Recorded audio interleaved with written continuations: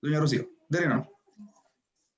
Buenas tardes a todos los presentes. Agradezco su participación. También agradezco a la Escuela de Derecho de la Universidad Católica del Norte, Coquimbo, que junto al Semillero de Derecho Procesal hicieron posible esta clase abierta. Y hoy tenemos el gusto de presentar y darle la bienvenida a la profesora Macarena Vargas Pávez, quien es abogada de la Universidad Diego Portales, magíster en Gestión y Políticas Públicas por la Universidad de Chile y doctora en Derecho de la Pontificia Universidad Católica de Valparaíso. También es profesora de Derecho Procesal e investigadora de la Facultad de Derecho de la Universidad Diego Portales y directora del Departamento de Derecho Procesal. Bien, bien. Y además, ¿cierto? También miembro del comité editorial de la Red de Investigadores en Derecho Procesal, ¿cierto? Y fundadora también de aquella institución que nos vincula, ¿cierto? Macarena, bienvenida y muchas gracias por estar acá. No sé si quieres decir algunas palabras antes de comenzar. Sí, desde luego, muchas gracias por la invitación. Primero a Pablo, que me escribió y a participar en esta actividad, que me gusta tanto el nombre, clase abierta, porque da, ¿no es cierto?, la idea de que vamos a dialogar y que no hay exclusiones. Y desde luego participar en una actividad de la Universidad Católica del Norte de Coquimbo, que alguna vez estuve por allá hace unos años haciendo clases también, y tengo muy buenos recuerdos de esas visitas.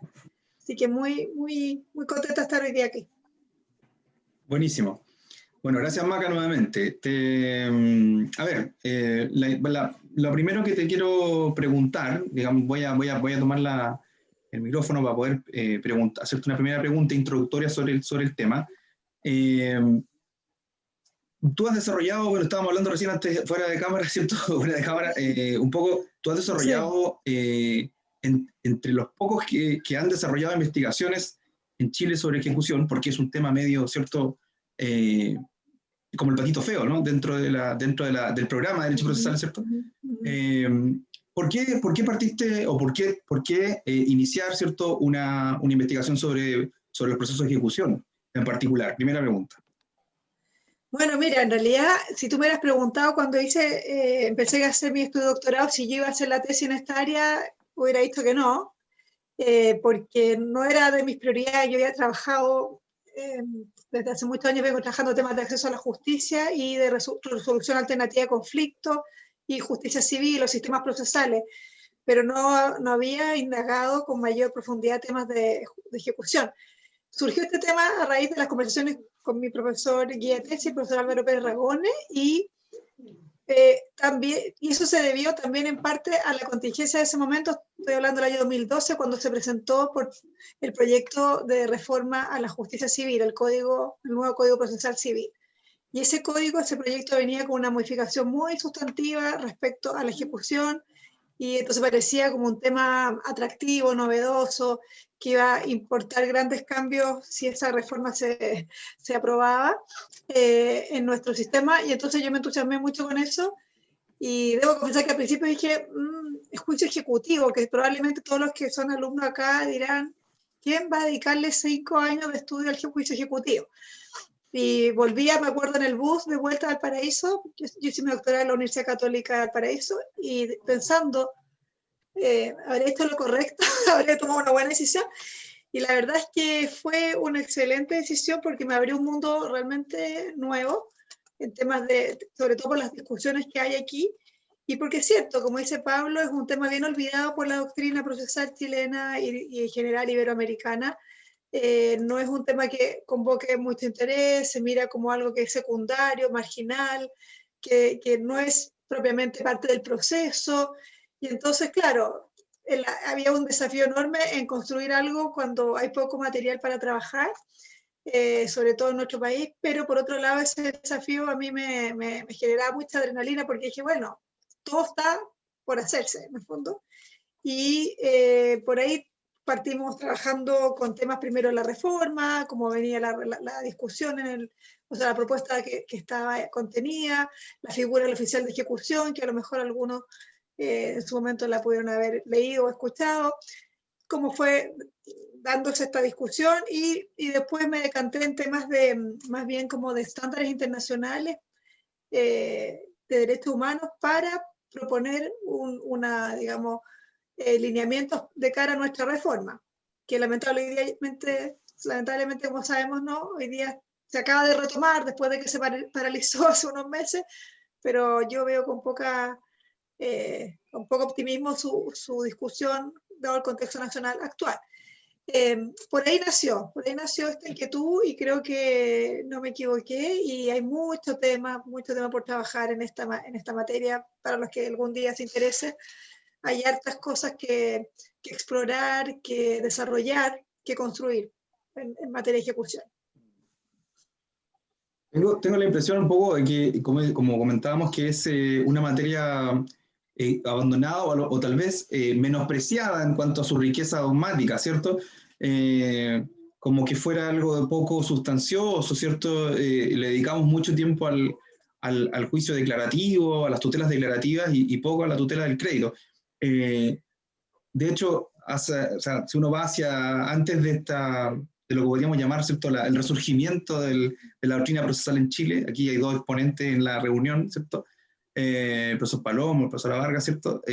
Antes de eso teníamos pocos textos, digamos, de estudio de derecho procesal ejecutivo. Así es. La pregunta en concreto que te quiero hacer es, ¿tú crees que el reestudio de la ejecución está bien ubicado dentro de los estudios de derecho procesal en general? Porque, por ejemplo, he leído por ahí, por ejemplo, autores, no sé, por ejemplo, Marignoni dice, ¿cierto?, que todo el derecho procesal gira en torno a hacerse de un título. En el fondo, ¿cierto? ¿Tú crees que está bien ubicado dentro de nuestros programas? Yo creo que no. O sea, creo que está, pero habitualmente, no sé cómo será en la facultad de usted y en la de Diego, pero es la última unidad que uno ve dentro del ciclo procesal, como al final, ¿no es cierto?, a la cola, y muchos profesores le hacen el quite, porque la verdad que dicen esto son las normas procedimentales, muy árido, muchas reglas, en fin, pero y eso yo creo que también se visualiza en los textos de estudio. Hay pocos textos, hoy día hay un poquito más, pero la mirada que ha primado en los textos de ejecución es meramente procedimental, describir el texto legal, hacer algunos comentarios, ciertas normas, ciertas instituciones, pero más un análisis más profundo, ir como a los objetivos, a las raíces, al impacto en la sociedad, etcétera. Eso es lo que uno echa de menos. Yo no sé si podemos decir que estamos en una etapa nueva, quizás estamos en una etapa incipiente con algunos estudios en esta materia, pero claramente hay una mirada que ha dejado a la ejecución como en un segundo plano y se ha puesto el énfasis en la doctrina procesal tradicional chilena, en el proceso declarativo. Eso es lo importante, ¿no es cierto?, los escritos o las etapas de discusión, la etapa de prueba y la etapa de fallo, y luego la etapa recursiva, diría yo, que escapa, digamos, a la primera instancia tradicional, pero todos nuestros esfuerzos y energía han estado en discutir temas tan importantes. No quiero desmerecer nada, ¿no?, ni decir con esto que no es lo correcto, como las cautelares, como la carga de la prueba, como el tema probatorio o el tema recursivo. Todo ello es fundamental en el estudio del derecho procesal, pero claramente la ejecución, el cumplimiento del resultado de ese proceso declarativo quedó en este segundo plano, porque se ha mirado como algo, como dije, como una fase secundaria, una fase que no tiene contenido jurisdiccional propiamente tal. Aquí como no hay un debate, salvo si se oponen excepciones al título, y entonces pareciera ser algo como más, yo voy a usar esta expresión que va a generar a lo mejor duda, pero algo más de carácter administrativo, y por lo tanto, incluso, ¿no?, algunos jueces confiesan que, de hecho el otro día conversando con una jueza de familia me decía que es lo que menos ella interés pone en su trabajo diario, lo deja para la última hora del día, firmar el despacho, porque es algo como de mero trámite. Y eso yo creo que ha sido la principal razón por la cual tengamos serios problemas hoy día de ejecución en nuestro país. O sea, no solamente en el ámbito civil, ¿Para qué decir en el ámbito de familia? Hoy día, a propósito de las pensiones de alimentos, ustedes han visto el gran debate que ha surgido luego de la retención del 10% y las miles de mujeres que hicieron fila en las puertas de los tribunales de familias para conseguir que se retuviera ese 10% por parte de los deudores. En fin, acá hay un tema de concepción de la ejecución que ha limitado su efectividad. Y lo que entonces uno, si le da la vuelta a este tema y se pone a pensar desde otra perspectiva, y es lo que se está discutiendo y es lo que yo hice especial énfasis en mi trabajo de tesis doctoral, es que la ejecución es tan o más importante que cualquiera de las otras etapas del proceso porque forma parte integral del derecho a la tutela judicial efectiva. No es un apéndice, una cuestión que queda como ahí, que se suma por default, ¿no es cierto? Porque, pucha, no nos queda otra, hay que ponerlo. Es parte sustantiva. Así como tenemos derecho a la defensa, o tenemos derecho a un juez independiente e imparcial, o tenemos derecho a un proceso que se desarrolle en un plazo razonable, tenemos derecho a una ejecución efectiva. Es parte integral, entonces, podemos decir, del derecho a la tutela judicial, o algunos lo denominan el derecho de acceso a la justicia en un sentido amplio, ¿no? Este derecho que tenemos todos y todos los ciudadanos a concurrir a un tribunal, a solicitar una resolución a nuestro conflicto, ojalá fundada sobre el fondo, congruente, y que luego pueda ser efectivamente cumplida si obtengo una sentencia favorable.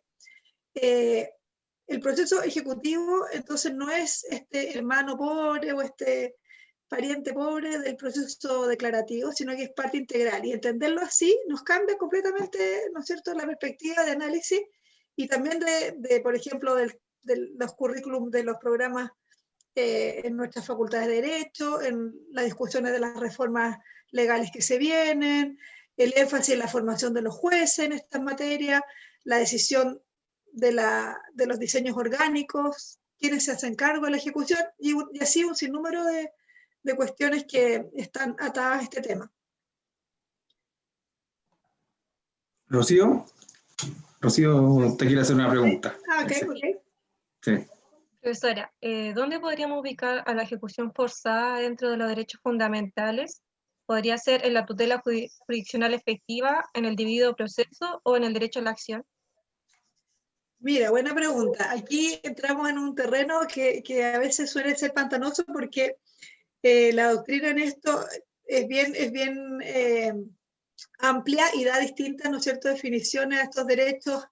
A veces se superponen, a veces se distinguen en algunas cosas y en otras no. Yo soy de la tesis que este es un derecho que debiéramos incorporarlo en el concepto de derecho de acceso a la justicia, como les decía, o tutela judicial efectiva.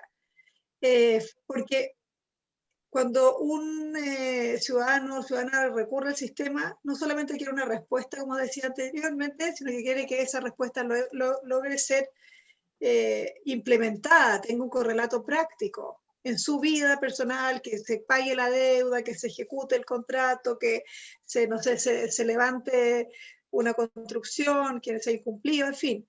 Entonces, me parece que va más allá del debido proceso, porque el debido proceso, si bien está directamente vinculado, y eso es una cuestión que también es importante despejar, no son derechos que están, digamos, corriendo por carriles separados, están íntimamente vinculados. Tengo acceso a la justicia y desde el momento que tengo acceso a la justicia y inicio un proceso, tengo derecho a un debido proceso, con todas las garantías que eso significa. Entonces, si bien teóricamente, y esta es mi propuesta, muchos otros profesores y profesoras han asumido otras propuestas, la ejecución me parece que forma parte integral, como decía al comienzo, de este derecho de acceso a la justicia en un sentido amplio, pero que toca directamente al debido proceso como pariente cercano. Y también muchos aluden al derecho a la acción, también como una forma de referirse al acceso, ¿no? A recurrir a un tribunal, solicitar de parte del órgano jurisdiccional una solución y que esta pueda ser cumplida. Yo creo que acá a veces la nomenclatura nos juega malos pasos, ¿no? Porque no, forma parte de esto, forma parte de lo otro, es una dimensión. Eso es lo que nos gusta hacer a los profesores y profesoras, de analizar y hacer categorías, discutir teóricamente, y a la luz de distintas fuentes, dogmáticas, jurisprudenciales, derecho comparado, uno puede formarse una opinión y decir, mira, a mí me parece que forma parte de esto o de esto otro. Pero lo cierto es que, con independencia de dónde ubiquemos el derecho a la ejecución, es relevar su importancia, ¿no? Destacar que forma parte de las garantías constitucionales procesales. A mí me gustaría, y soñando un poco con el proceso constituyente, que a lo mejor pudiera incorporarse de manera concreta, tanto como el derecho al debido proceso, de una manera clara, precisa, con sus dimensiones, si pudiéramos incorporar el derecho de acceso a la justicia y también conteniendo esta noción de ejecución. ¿Y por qué? Porque, como les digo, es una parte del proceso que ataca o atañe directamente a la vida de las personas, a la protección de los derechos de las personas. Yo lo he visto ahora último, y perdonen que repita la idea del tema de las pensiones de alimentos, porque he estado trabajando en este tema últimamente, de manera tan patente que resulta como incluso, ¿no es cierto?, un golpe. El hecho de que miles de personas, los alimentarios, hayan obtenido una sentencia judicial en que se declara la pensión, pero que esa pensión no se pague y pasen semanas, meses, años, a veces 15 años. Bueno, ¿dónde está el problema? Está en el cumplimiento, en la fase de cumplimiento, como dicen los jueces de familia. Y no es otra cosa que la ejecución de una sentencia. Entonces, ¿cómo miramos esto y cómo lo entendemos? Si lo entendemos parte de este derecho fundamental, consagrado constitucionalmente, consagrado en los tratados internacionales, cambia completamente la manera de entenderlo. Y así lo ha entendido la jurisprudencia que yo estudié, que es de la Corte Europea de Derechos Humanos, que ha sido muy categórica al señalar que este es un derecho fundamental.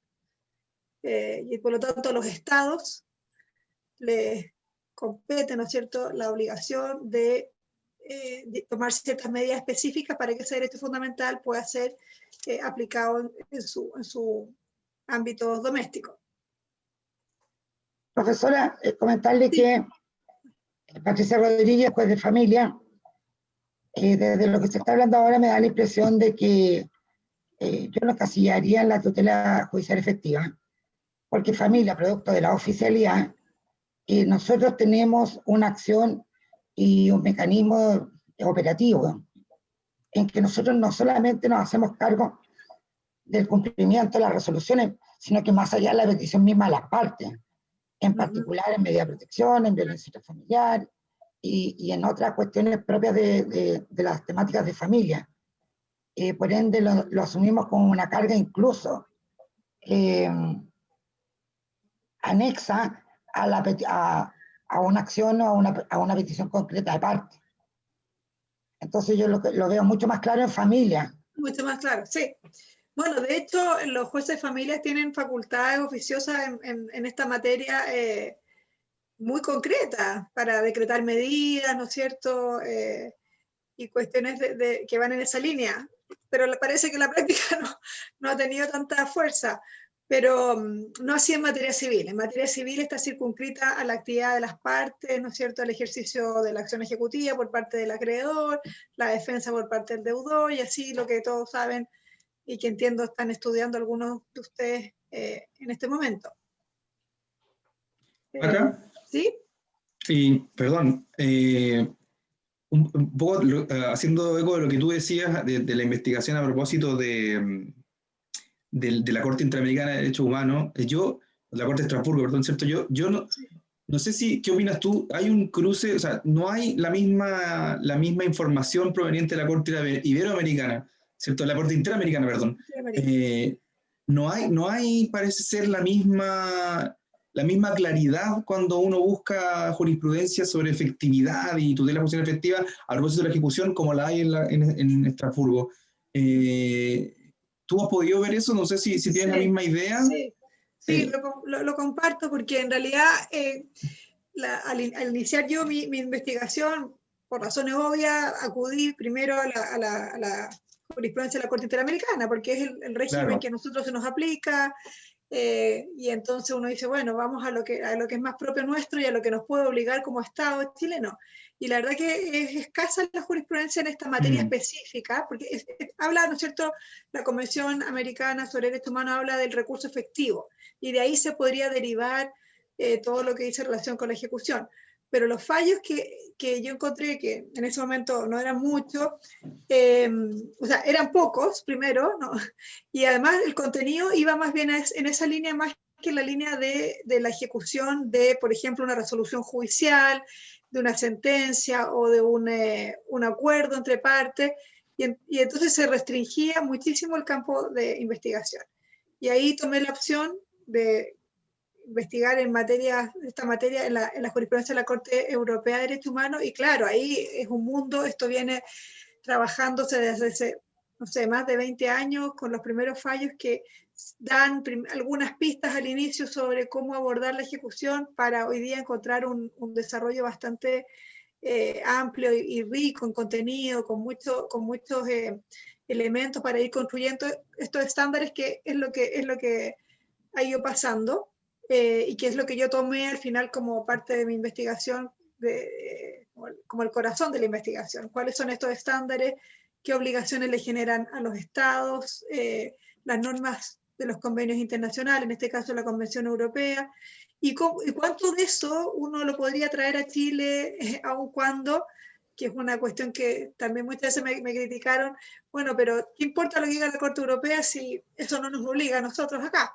Sí, es cierto, no hay una obligación, pero hay un corpus juris internacional, ¿no es cierto?, una base que se ha desarrollado que puede servirnos al menos de parámetro al momento de legislar o tomar decisiones en orden a mejorar el sistema de justicia actual en Chile.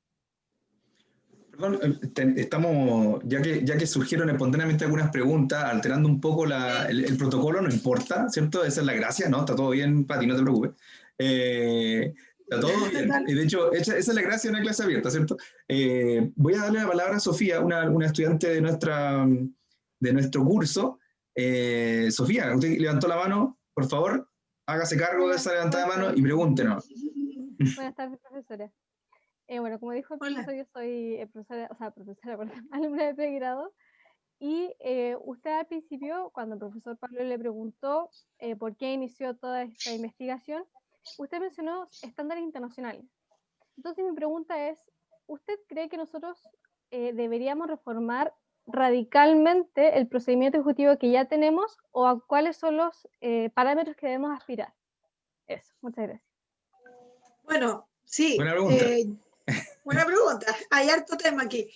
Sí, yo, partiendo por lo primero, sí, creo que hay que reformar lo que tenemos de todas maneras. Eso no cabe la menor duda. Hay muchísimos argumentos de evidencia empírica, por una parte, otros argumentos más de carácter constitucionales o históricos, por otro lado. A mí me parece que nuestro sistema de ejecución ya no da para más, en varios sentidos, y voy a tratar de ser bien explícita. Uno, porque no está cumpliendo su función, o sea, del 90 y tantos % de las causas que conocen los juzgados civiles hoy día son ejecutivas, y de ese 90 y tantos % algunas ni siquiera llegan a notificarse.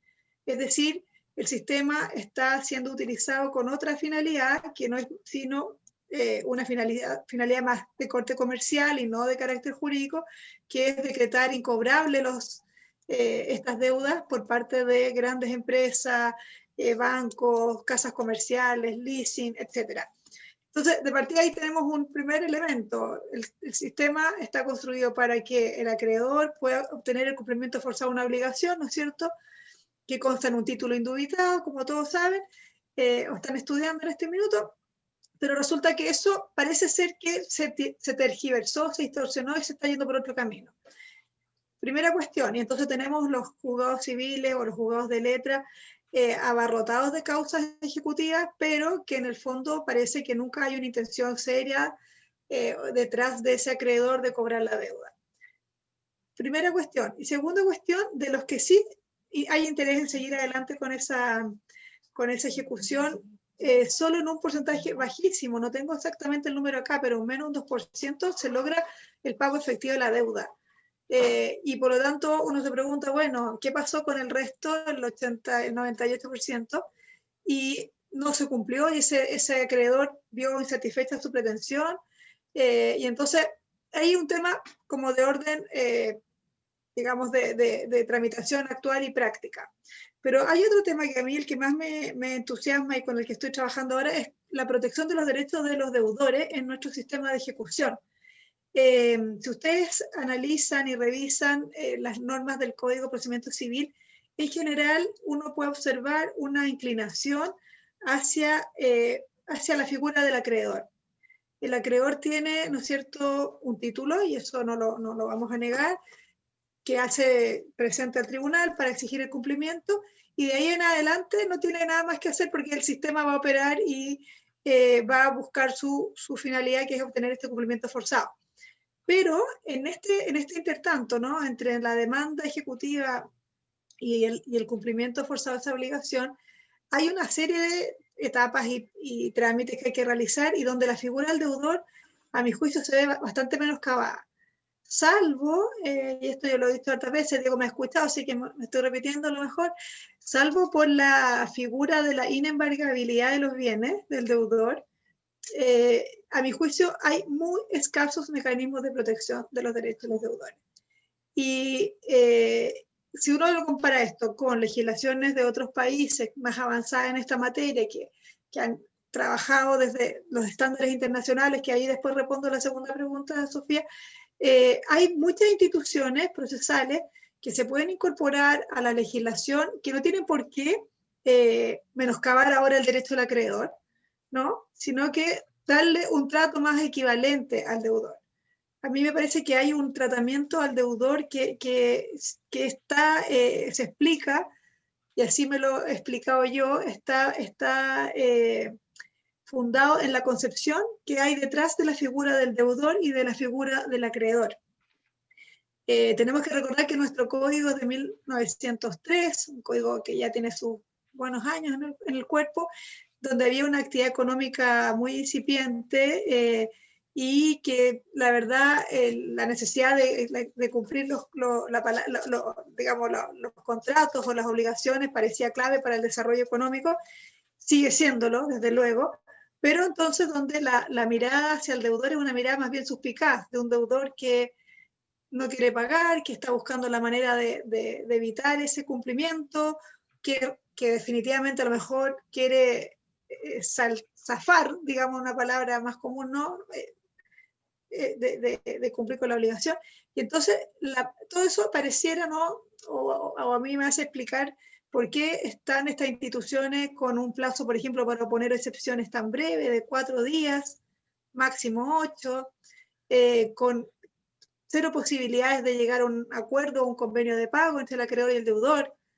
Por ejemplo, uno podría imaginar por qué no es posible que el proceso contemplara una audiencia de conciliación o de mediación. Podríamos pensar también, si somos más audaces, en que se permita a esos litigantes, con la presencia de un juez o con la presencia de un tercero que actúe de garante, de llegar a acuerdos, cosa que en la práctica todos sabemos que se hace, y, ¿no es cierto?, la gente repacta sus deudas directamente con el acreedor, muchas veces sin ninguna limitación ni apoyo en esta materia. Bueno, esa es otra institución que uno podría pensar en incorporar.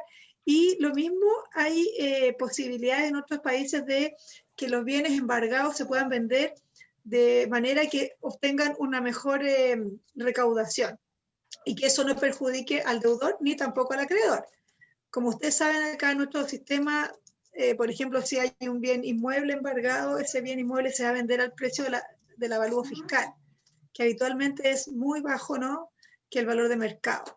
Entonces, se produce una diferencia, puede ser bastante grande en algunos casos, entre lo adeudado y lo obtenido con el remate, y incluso puede llegar a suceder que esa deuda no se pueda pagar porque no alcanza con el producto del remate. Entonces, la mirada que a mí me gustaría como ir rescatando en esto es mostrar la necesidad de pensar también en estas instituciones procesales que podrían permitir un equilibrio entre los derechos de ambas partes, de ambos litigantes, que responde a uno de los estándares, y ahí voy, Sofía, con la segunda pregunta, que yo pude extraer de la jurisprudencia de la Corte Europea, que es, en el fondo, buscar un sistema de ejecución balanceado, esa es la expresión que se usa, balanceado entre los derechos del acreedor y los derechos del deudor. Así como el sistema protege el derecho del acreedor a obtener la satisfacción de su crédito, ¿no es cierto? Ojalá en un plazo razonable, ágil, oportunamente. También hay que proteger ciertos derechos del deudor, como por ejemplo el derecho a su dignidad, a su honra, a su propiedad, a su vida privada y familiar. Y ahí la Corte Europea tiene innumerables fallos bien interesantes sobre en qué medida esta acción ejecutiva y el proceso que se inicia puede en algunos casos vulnerar esos derechos del deudor, y entonces dice, oiga, aquí tenemos que hacer algún juego, ¿no?, de ponderación y equilibrar los derechos. Esa es una temática que a mi juicio es súper interesante, también muy poco explorada en nuestro país, y yo diría que en varios países latinoamericanos, de cómo diseñar, que esta sería la pregunta al final del día, ¿no? ¿Cómo diseñamos un sistema de ejecución civil que sea equilibrado, que pueda darle garantía a ambas partes de que va a tener un trato igualitario y no que se va a inclinar la balanza para un lado o para el otro? Ese es un estándar muy importante que yo creo que es el que a mí más me convoca, digamos, y de hecho voy a seguir trabajando en esa línea. Y hay un par más que yo creo que son también importantes de mencionar, que están todos muy ligados, ¿no? Estos son como que están con vasos comunicantes unos con otros. Desde el momento que decimos que la ejecución es un derecho fundamental, que forma parte de la tutela judicial efectiva, del acceso a la justicia en este sentido amplio, genera obligaciones para los estados, como cualquier otro derecho fundamental o consagrado en un tratado internacional de derechos humanos. El Estado está obligado, y aquí viene toda una teoría, ¿no es cierto?, de las obligaciones positivas y las obligaciones negativas de los Estados, a hacer, no solamente a abstenerse, a evitar qué cosa, una intromisión en la esfera individual de las personas, ¿no es cierto?, pero también está obligado a hacer cosas, a una acción, una actividad. Y eso supone tomar medidas, por ejemplo, para asegurarnos a todos que vamos a tener el día de mañana una ejecución razonable, dentro de un plazo también razonable, donde se van a proteger los derechos de ambas partes. Y entonces ahí viene toda una dimensión de análisis sobre cuáles son las obligaciones que deben cumplir los estados para, ¿no es cierto?, para respetar este derecho a la ejecución como parte integrante del derecho al acceso a la justicia. Y podemos discutir sobre eso un montón, hay hartas cosas ahí interesantes. Y un tercer estándar dice relación con la dimensión de eficacia de la ejecución, que no es otra cosa que decir, no, la ejecución tiene que darse dentro de un plazo razonable. La exigencia que le hacemos a los procedimientos declarativos, ¿no?, de que ojalá no sean excesivamente largos, que no se dilaten, que no tenga que esperar muchos años. Hoy día en un seminario que tuvimos la mañana se hablaba de la justicia civil, 5, 6, 7 años para obtener la sentencia. Ojo, ni siquiera la ejecución, la sentencia. Bueno, ese estándar que exigimos de razonabilidad de los plazos también es exigible a la ejecución. Entonces no sacamos nada con tener a lo mejor el día de mañana, ojalá soñándonos, procesos declarativos más ágiles, más rápidos, si después vamos a tener una ejecución nuevamente lenta y tardía. Y entonces aquí se vuelve a mirar entonces el proceso como un todo. El proceso tiene esta parte declarativa y esta parte ejecutiva, pero es un solo continente donde las partes ejercen sus derechos y por lo tanto se le aplican estándares similares dependiendo, por supuesto, de cada una de las etapas y dimensiones que se esté discutiendo. Y eso nos lleva entonces a discutir la razonabilidad de los plazos en ejecución, nos lleva a discutir los criterios que hay que aplicar para determinar cuándo es razonable o cuándo no es razonable, etcétera, etcétera. O sea, se nos abre ahí otra puerta gigante para analizar nuestro sistema y para pensar en el futuro sistema que vamos a tener. Gracias, Maca, por la respuesta. Profesor Palomo, Diego, ¿cómo está ahí? Hola Pablo, ¿qué tal? Bien, bien. Tiene la palabra, profesor. ¿Usted quisiera hacer algún comentario de lo que ha escuchado? Sí, primero sumarme a las felicitaciones por la instancia que tuvo en cabeza de estas clases abiertas que me parecen súper interesantes y muy constructivas, más en el formato que se generan, que no es tan encorsetado, que no es una conferencia unidimensional, sino que se puede interrumpir a la expositora, en este caso es la Maca, que para mí es siempre un agrado escucharla. Dicho eso, tengo varias preguntas para la Maca. No sé si puedo decir una o varias. No sé, es que el moderador decide.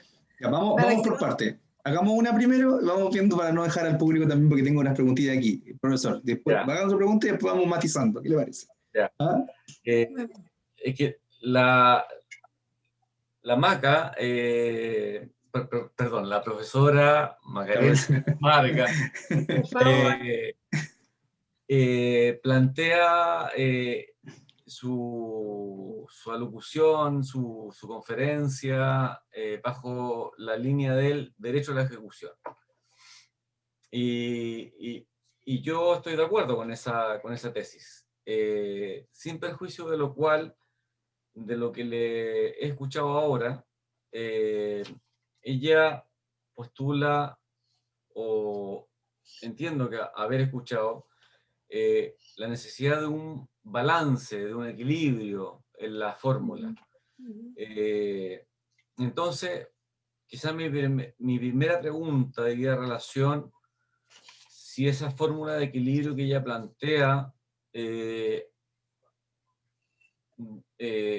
algún modo replica o se aparta del sistema actual en materia procesal civil, en donde encontramos un arsenal de posibilidades de acepciones en el 464 del Código de Procedimiento Civil, que generalmente yo les pregunto a mis alumnos que me hagan un paralelo entre el juicio ordinario declarativo y el ejecutivo, y me dicen, no, es que en el ejecutivo hay menos posibilidades de excepciones. Yo les digo, a ver, léanme el 464 y se dan cuenta ahí, vaya que posibilidades de excepcionarse con un procedimiento que se encabeza o que se inaugura con título ejecutivo. Entonces, ¿hasta qué punto buscar un balance es legítimo cuando alguien goza un título ejecutivo? Y la segunda pregunta que agarro de enganche, aprovechándome de la amistad de Pablo, que si Maca distingue entre la calidad de los títulos ejecutivos, si distingue entre un título ejecutivo judicial, vale decir una sentencia firme y ejecutoriada, y el resto de los títulos ejecutivos para darle cauce o mayor efectividad a lo que ella pretende. Porque yo concuerdo con ella en su diagnóstico que los sistemas reformados en el orden procesal no penal han tenido tal vez su cuello de botella o su piedra de tope justamente en la fase ejecutiva, porque avanzan muy rápido en la fase declarativa y terminan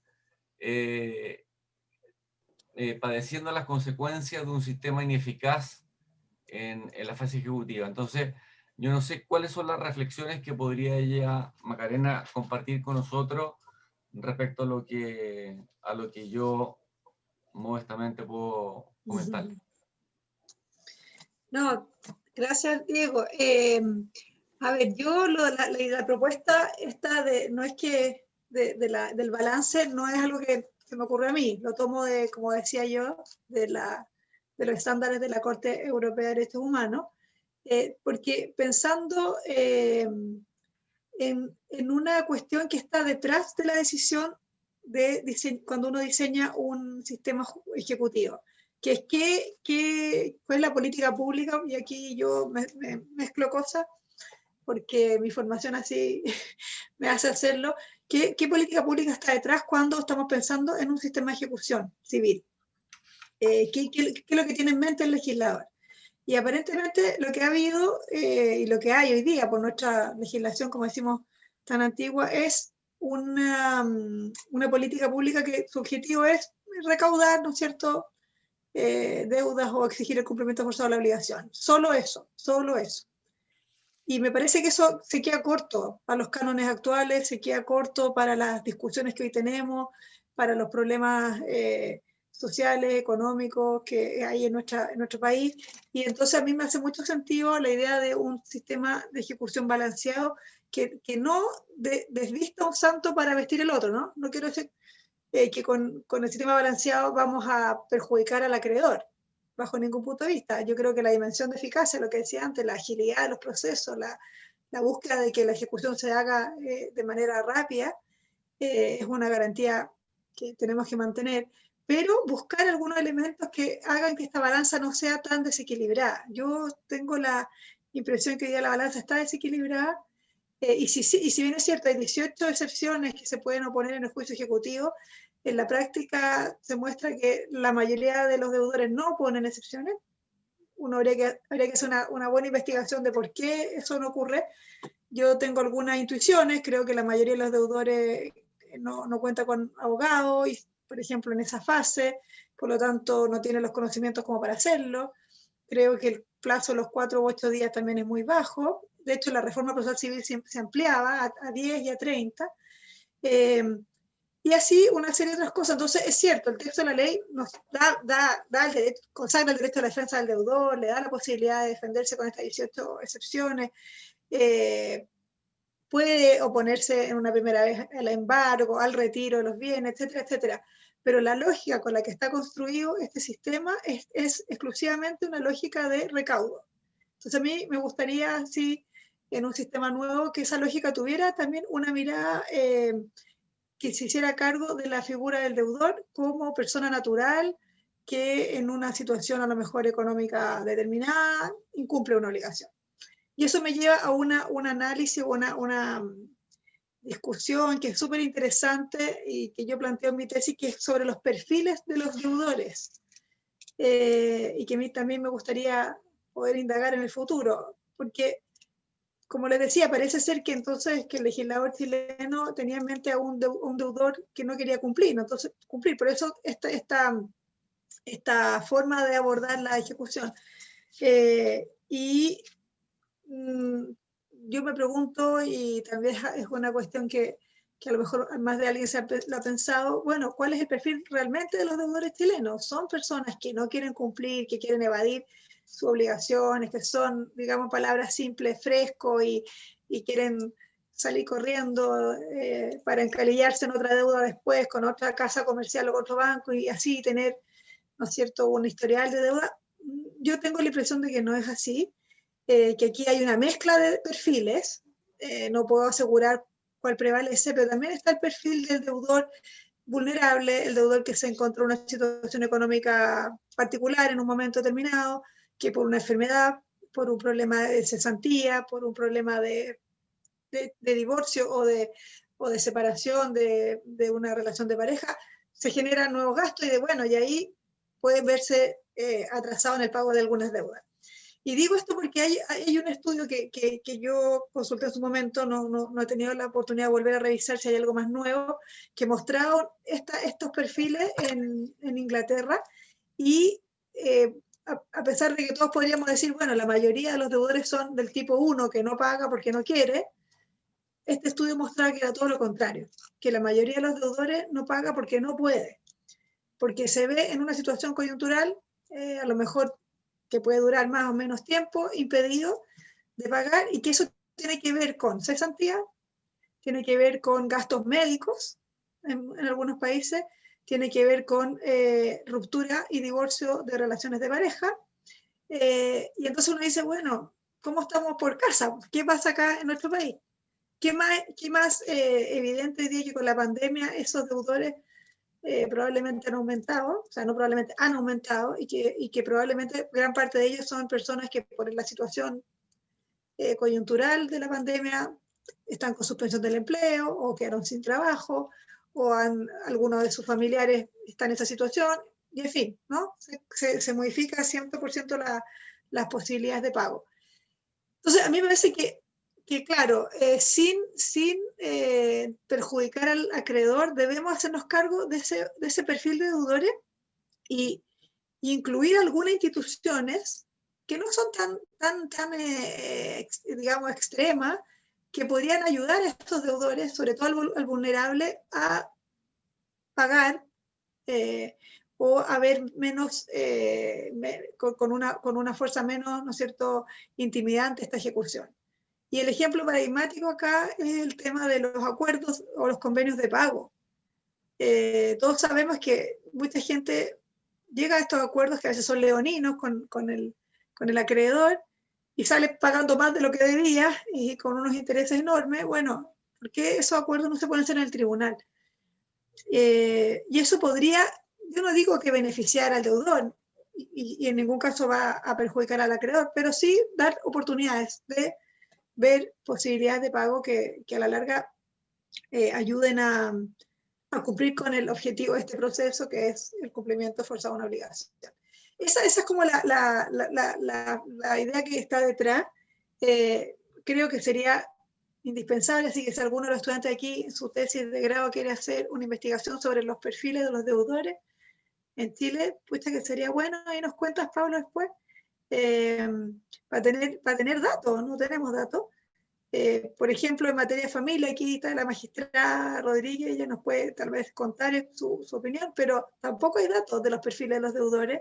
Hay intuiciones, todos tenemos intuiciones, porque siempre hay anécdotas, ¿no es cierto? El padre que no quiere pagar y tiene un enorme auto y vive en la media casa y los niños no tienen agua caliente, pero también está el señor que perdió el trabajo, o sea, hay de todo, como se dice, la viña del señor, pero bueno, ¿cuál es el que prevalece? Y entonces, ¿para qué deudor estamos pensando nuestros sistemas de ejecución? A lo mejor estamos pensando para el que no quiere pagar y en realidad la realidad nos muestra que es para el deudor que no puede hacerlo. O a lo mejor sí, es al revés, pero bueno, eso me parece que es clave tenerlo presente. Y lo ligo, y aquí cierro con esta idea para no latear y no dejar de responder la segunda y otras preguntas, es que esto se vincula directamente con una figura que es la de la insolvencia personal, que está consagrada hoy día en la ley de insolvencia y reemprendimiento.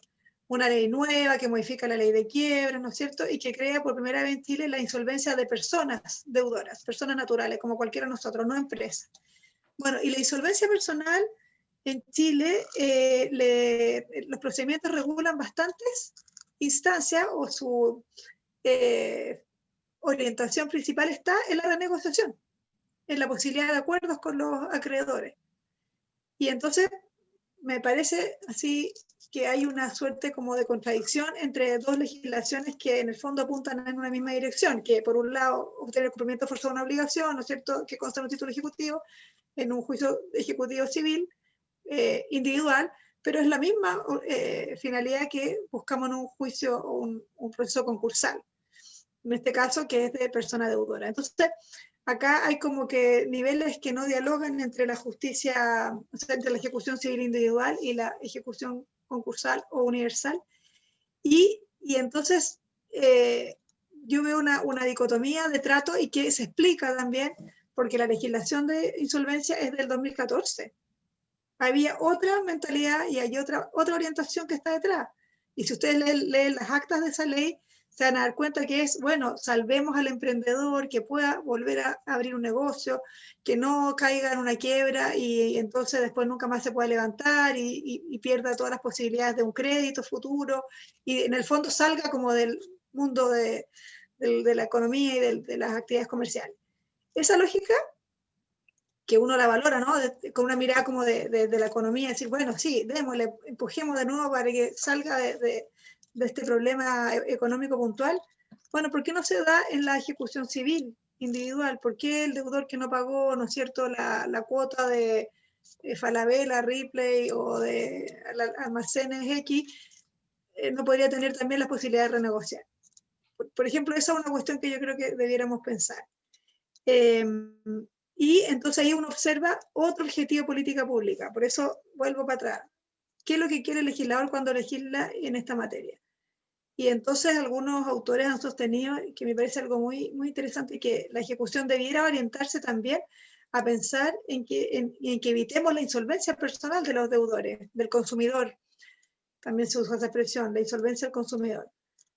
Porque es llevarlo a ese extremo. O sea, mire, usted no paga, y ¿qué va a terminar pasando? Que va a ser un insolvente. Y vamos a caer en un proceso de insolvencia. Entonces, ¿cómo pescamos al deudor en el camino y lo tratamos no sé si de ayudar, pero darle algunas instancias procesales para que pueda, por ejemplo, como insisto, convenir formas de pago, convenir planes de enajenación cuando ya los bienes están embargados y hay que proceder a la realización de esto, o formas para que no se pague un valor irrisorio y se obtenga un valor irrisorio, que sería el del avalúo fiscal, cuando puedo obtener un precio mayor, en fin, ese tipo de cuestiones. Está bien. Me fui para otro lado. Y lo de los títulos, para cerrar la pregunta de Diego, es que yo trabajé principalmente con cumplimiento de resoluciones judiciales, pensando en sentencias, ¿no es cierto? Principalmente títulos judiciales, pero yo creo que todo este análisis se puede extrapolar perfectamente a la justicia, perdón, a los títulos extrajudiciales, porque en el fondo al final del día estamos haciendo lo mismo, estamos tratando de cobrar o cumplir una obligación. Hay matices, hay diferencias, la legislación nuestra, por supuesto, así lo recoge, etcétera, etcétera, pero yo diría la orientación final me parece que puede ser la misma para estos distintos tipos de títulos. Eso. Gracias, Maca. Tenemos una pregunta acá de la profesora y magistrado, ¿cierto? Rodríguez. Padi, tiene la palabra. Dale nomás. Activa tu audio. Macarena, más que una pregunta, es un compartir y un comentario. Estuve muchos años como juez civil y lo que usted refleja no es más que mi experiencia nomás. Uh-huh. Pero en los procedimientos actuales, procedimientos orales actuales, todos tienen un defensor. En la infancia, curadora ad litem, el defensor laboral, el defensor penal. Y en la parte civil parece falta esa defensa, porque si entendemos a la Constitución como el derecho a la justicia, a la acción, entiendo yo que los ejecutados, no tienen este defensor. Supuestamente lo es la Corporación de Asistencia Judicial, que a su vez hace un análisis de calificación social, que yo he de comprender que si la persona está en deuda, debiese calificar, ¿no es cierto? Y que es poco el plazo.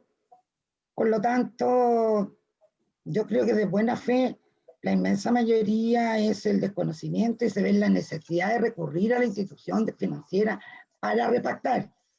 Y ahí va a ser más gravoso la falta de acceso a la justicia, porque la repactación es directo con el acreedor, que suele cobrarle como garantía mínima para repactar las costas de la causa, fijadas por el acreedor.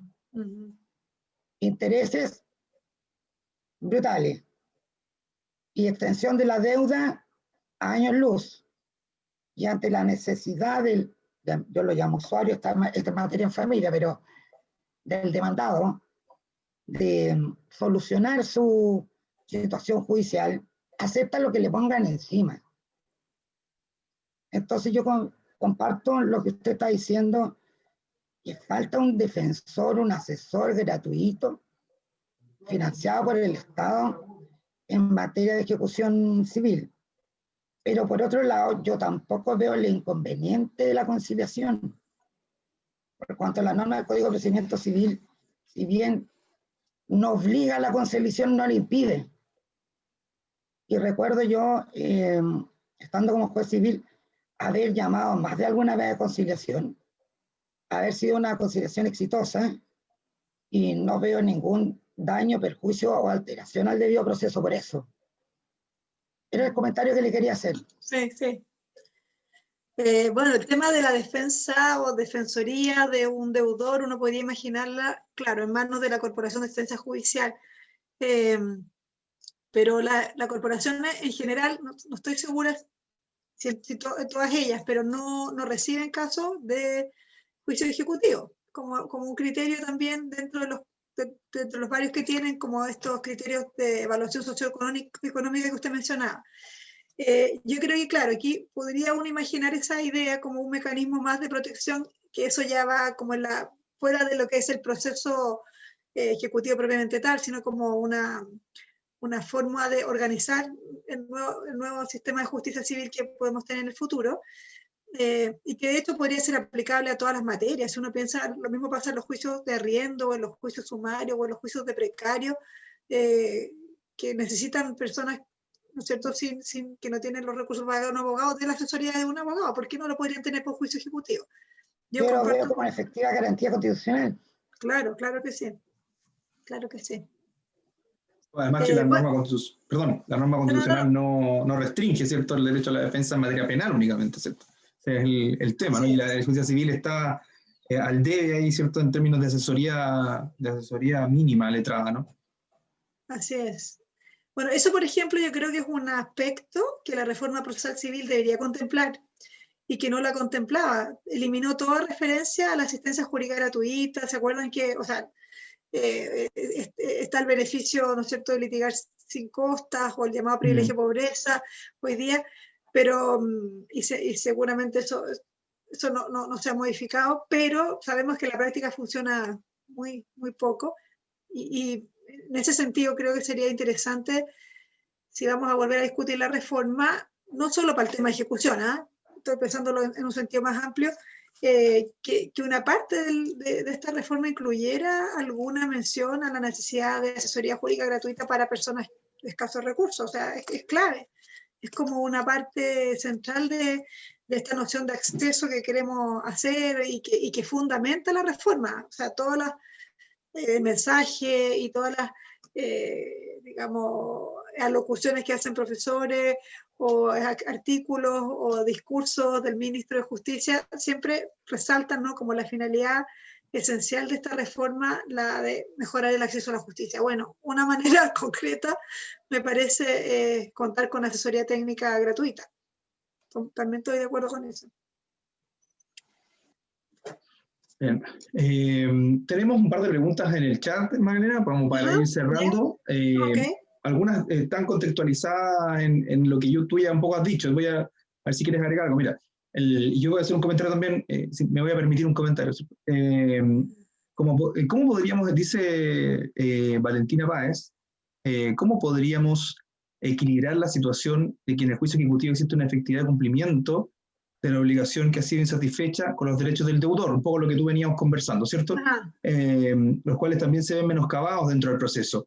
Y ahí me va a permitir un comentario a propósito de esta pregunta, porque si hemos hablado de la posibilidad de una defensa letrada de verdad, ¿cierto?, en el juicio civil, que de hecho creo que no sé si existirá jurisprudencia, yo creo que alguien podría haber requerido de inaplicabilidad cuando se le otorga un postulante a la corporación, con todo respeto, y los quiero mucho a los postulantes, ¿cierto? Postulante, pero letrado es abogado aquí y en China, entonces alguien podría requerir, no sé si habría que hacer algún estudio ahí de jurisprudencia, pero frente a esa idea de una defensa de verdad, yo creo que eso de alguna manera pondría un equilibrio importante, y creo que, y comparto ahí con Diego, el hecho de que la tutela del crédito debe ser distinta a la tutela declarativa. O sea, no puede proyectarse, en mi opinión, atendido el tipo de litis, atendido el tipo de parte de sujetos procesales, y sobre todo considerando que ya hay una obligación indubitada, que la ley ha elevado a esa categoría, y además considerando que la efectividad también es un derecho de la tutela judicial efectiva para el acreedor, que debe ser encauzado de manera diferente a la tutela declarativa. Y me parece que siempre estamos midiendo los procesos y los diseños procesales mirando el juicio ordinario de mayor cuantía. Yo creo que eso es un error.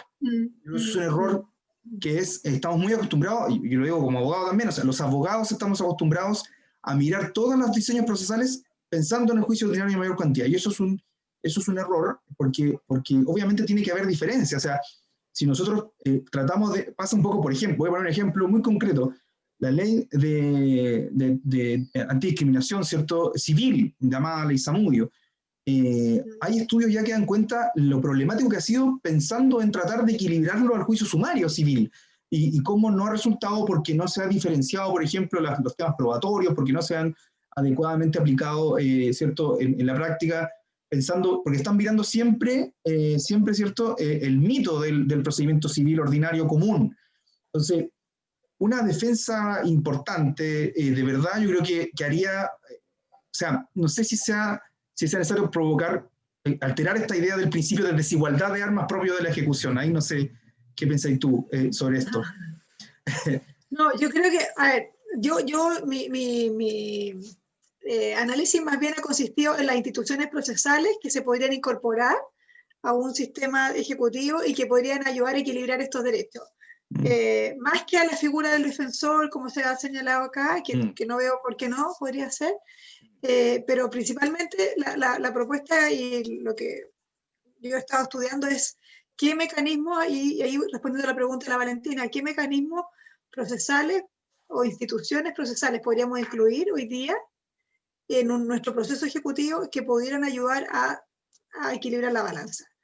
Y entonces, ¿por qué lo digo? Y porque a lo mejor quizás no he sido tan clara en dónde veo que está este desbalance. Por ejemplo, un caso muy concreto para ilustrarlo bien. Cuando se dicta el mandamiento de ejecución y embargo, y imaginémonos frente a una deuda de no muy alto monto, habitualmente hay como un formato tipo del mandamiento y se ordena embargar todos los bienes muebles e inmuebles del deudor. ¿No es cierto? Una suerte de embargabilidad como general de los bienes. Puede que este señor no tenga o señora no tenga muchos bienes o no tenga propiedades, pero no importa, la fórmula general se aplica así. Y entonces a veces se embarga por mucha cantidad, una cantidad muy superior al valor de la deuda. Ese, por ejemplo, a mi juicio constituye un menoscabo para ese deudor que va a ver por un tiempo, ¿no?, congelada la posibilidad de realizar algún acto jurídico respecto a esos bienes que están embargados, cuando a lo mejor bastaría haber embargado una parte y no el total de su patrimonio. Entonces ahí hay un derecho del deudor que uno podría decir se ve vulnerado, el derecho a por ejemplo, en parte a la propiedad de los otros bienes, y una noción muy importante en materia de ejecución que es la proporcionalidad del embargo. Ese embargo a todas luces no es proporcional, se excede, ¿no? Se excede con crece al monto de la deuda. Y entonces eso perjudica al deudor. Podríamos pensar en un mecanismo procesal que estableciera que dependiendo de los montos de las deudas se fije el número o tipo de bienes a embargar. Eso podría ser una discusión y jueces civiles, en algún momento yo he hecho algunas entrevistas y conversaciones, me dicen, no está regulado en ninguna parte, solo hay una norma, no recuerdo el número exacto, que dice, se ordenará un embargo de bienes suficiente. Ya, y uno dice, ya, suficiente, nos alude a proporcionalidad en algún sentido, pero nadie hace ese test de decir, mira, debes 100 y voy a embargarle por 10 millones. Estoy inventando. Menos el receptor que menos el hace receptor. Sí. Claro, sí. Y el funcionario del tribunal que redacta el mandamiento, bueno, ya no se redactan, se rellenan, echados la nomás. Plataforma, sí, en la planilla. En la plataforma y... Claro, es como un formulario tipo que se rellena y nadie piensa en esto. Bueno, y así muchas otras cosas que me parece que son mejorables y que podrían ayudar en este sentido, en esta línea del equilibrio de los derechos de las partes. Eso, no sé si tú... me dijiste otra pregunta. Sí, Diego quiere decir algo. Diego. Perdón, profesor Palomo. No, Diego.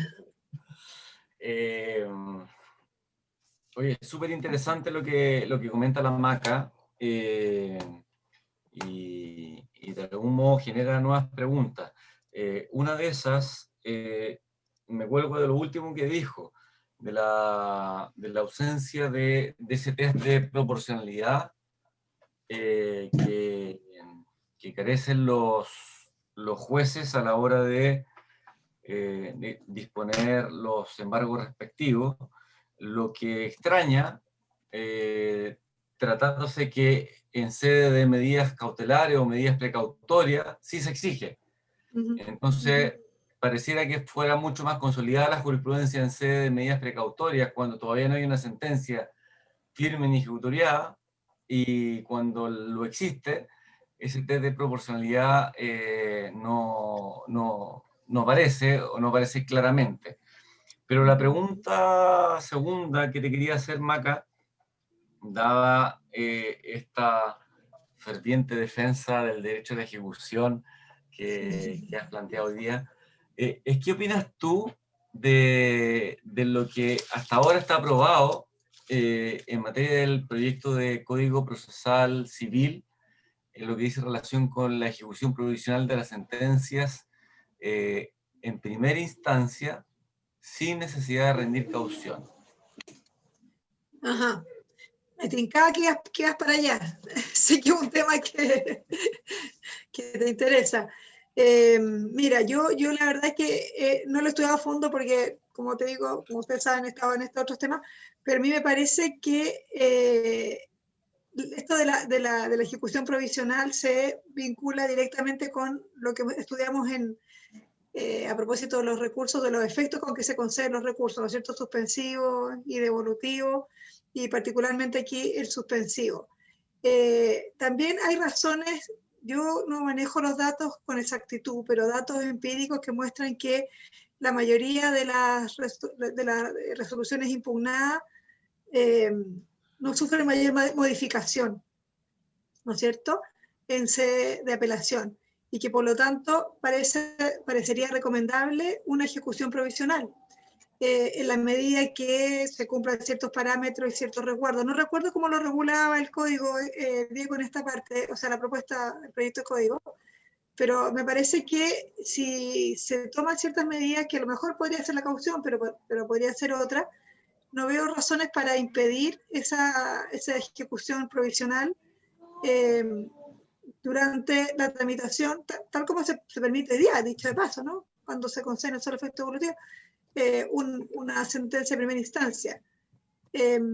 No, creo que eso iría en la línea de proteger los derechos de este vencedor, en este caso, que no sabemos si es demandante o demandado, no sabemos si es un deudor o un acreedor, estamos en la hipótesis de que es una persona que votó una sentencia definitiva favorable, y que por lo tanto, si no hay mérito suficiente para pensar de que va a ser revertida ese fallo en segunda instancia, me parece que por el principio o por la dimensión de eficacia de las resoluciones judiciales uno podría pensar que es una buena medida la de la ejecución provisional. Eso, no sé, tú, no me acuerdo cuál era era contrario a esto, ¿sí? No, que las estadísticas muestran que hay un 30% de sentencias que se revocan. Entonces, la mayoría se confirma. El postulado de quienes sostienen y abrazan la ejecución provisional es que si se quiere dar un salto de verdad hacia una nueva y progresista justicia, hay que asumir el costo de que ese 30% se joda. No sé si, claro. Y yo no estoy de acuerdo con eso, menos después de haberte escuchado con una sentencia firme y ejecutoriada, abrazando e invocando derechos para los condenados con una sentencia firme y ejecutoriada. Aquí estamos hablando de un condenado provisional, un tipo que en segunda instancia perfectamente puede conseguir revertir la situación. Sí. Hay un artículo del profesor Romero de hace un par de años atrás, ¿cierto?, de la ejecución provisional sin caución. El juez y los dados, dice, ¿cierto? Una cosa así. Claro, sí. ¿Cierto? Y ahí habla de este porcentaje, él la llama una comunidad de riesgo ¿no? Este porcentaje de personas que van a quedar ahí como, ¿cierto? Cuando se habla de ejecución provisional. Pero yo entiendo, Diego, que tú eres partidario en el fondo, o sea, ¿no eres partidario de la ejecución provisional nunca? ¿O cuando hay caución habría, como en España, habría No, una...? yo creo que hay fórmulas distintas, que dentro del supermercado mundial del derecho procesal, nos metimos justamente en el pasillo para comprar la fórmula más riesgosa, y podríamos haber comprado una fórmula intermedia. Por ejemplo, haber permitido que el vencido provisional, en primera instancia, hubiese podido impedir la ejecución rindiendo caución, alterando la lógica. Al revés, sí. Eso podría ser. Sí. Ahora, en el evento de que se permitiera, también habría que hacerle un contrapeso y habría que de alguna manera regular costas como corresponde, porque si vamos a recurrir, claro, ¿cierto? Y llegar a la corte y después baje, y decir, yo no veo materializado mi derecho, pero que las costas después vengan como corresponde, reguladas proporcionalmente, y hay una regulación reglada de costas, porque al final el tema de la litigación, en el fondo plausible, es una cuestión totalmente porosa, ¿cierto? Pero además, un paréntesis solamente. La promesa de la reforma procesal civil, la promesa de todas las reformas en familia, en laboral, es una justicia declarativa rápida, veloz, apresurada, a lo Usain Bolt. Entonces, ¿por qué nos complica tanto esperar 5 meses más para que se resuelva el puñetero recurso de apelación? Porque el recurso de apelación demora 5 años también, pues ese es el problema. No. En tramitarse. No.